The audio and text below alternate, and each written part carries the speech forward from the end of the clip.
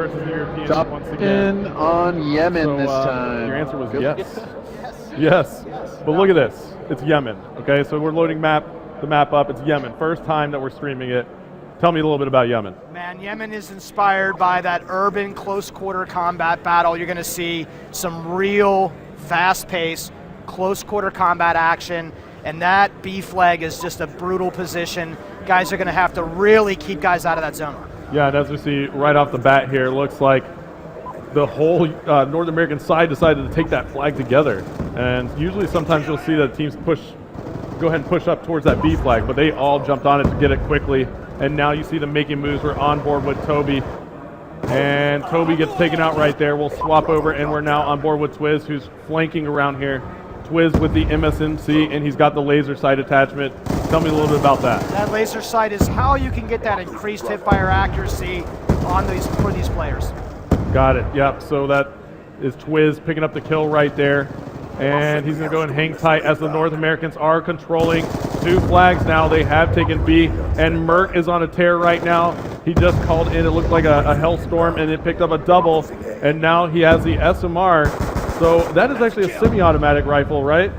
Right, he's got this thing customized up in all sorts of ways, so he's using that select fire switch to change up whether he's bursting or off. Got it. So looks like he's doing some work with it right now. As a Ruby jumps around the corner, he gets taken out there, and now it looks like Merc's going to be calling in a care package. We'll stay on board with him and see what lands. 26-13 now as the North Americans are up. And it looks like that care package is coming down, and Merc turns right there and takes out Gunshi. Just gave Gunshi a little bit of the business, and that care package just came through. So let's see here what Merc is up to. It looked like it was a UAV. Yeah, that's a UAV. You see those UAV assist points coming up. We were just talking about that earlier. Every time you're using a support-driven streak, someone gets a kill with that UAV up, you're earning some points for that. That's that UAV assist message. Right, so all of those points from that UAV are going to contribute to his score streak. Tell me a little bit about what we're seeing down here with the score streak meter. Yeah, you can see that score streak meter in the bottom right-hand corner of your screen, right next to those 3 icons. That'll fill as the guys get score. It hits the top, they're going to earn that next reward. Right, so as we see, Big Timer is just getting started on his score streak here, and it looks like he took some shots right there, and the North Americans are doing some great controlling of that B flag at the moment. Map control is so important in domination, and you have the North Americans doing a great job of just locking it down. 3 minutes and 35 seconds left to go, and 3 minutes and 30 seconds left to go as Big Timer takes that hip fire with the laser sight attachment. That definitely helped him right there. Absolutely, man. You're going to see a lot of really good play from the hip and ADS with this particular attachment. So tell me a little bit about what we're seeing round base here now. 3 minutes left to go here. You see at the top of the screen, it says round 1 of 2. The score panel is telling us this is the first round.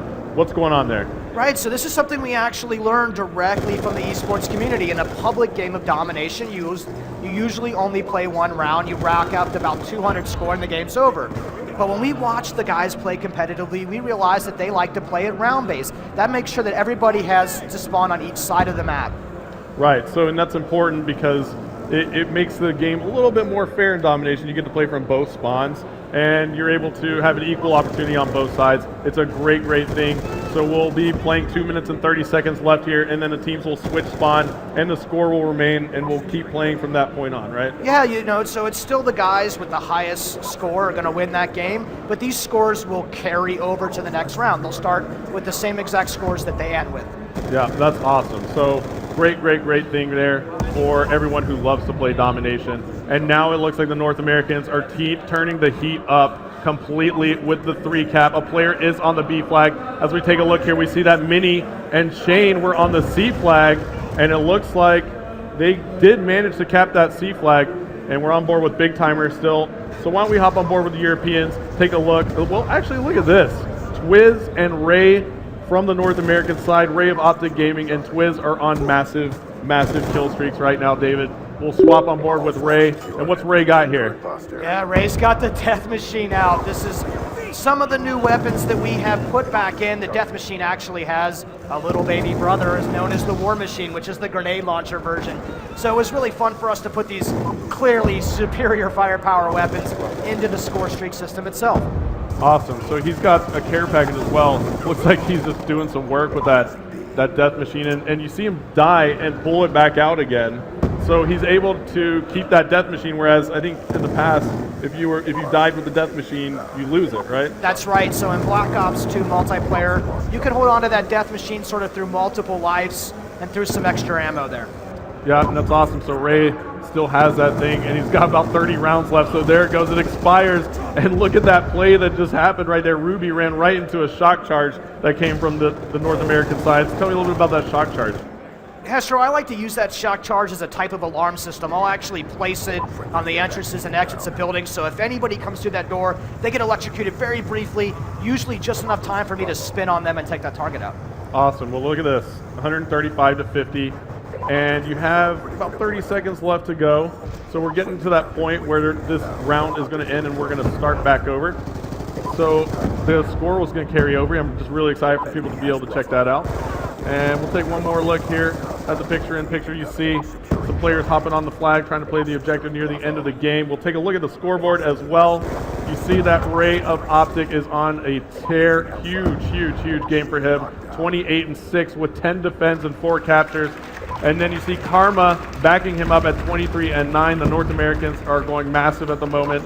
So a huge, huge game for the North Americans against the Europeans. All right, this next round's going to start immediately, guys. We're going to go right over into the next round of this game. Right after this round in the kill cam, we'll spin over. The guys will flip the spawns, as we say. Yep. And then we'll start right again. All right, so here you go. We're switching sides. A little bit of halftime, good breather. All right. And then right back into it. Now look, Hester, right at the top of the screen, you can see A, B, and C. That's because they're neutral. And as soon as someone jumps on the flag, it flips over to the team that has that particular flag. And that's so great. So right now we see that the B flag is getting taken. Why don't we swap back over and see who is near that flag? And it looks like it's a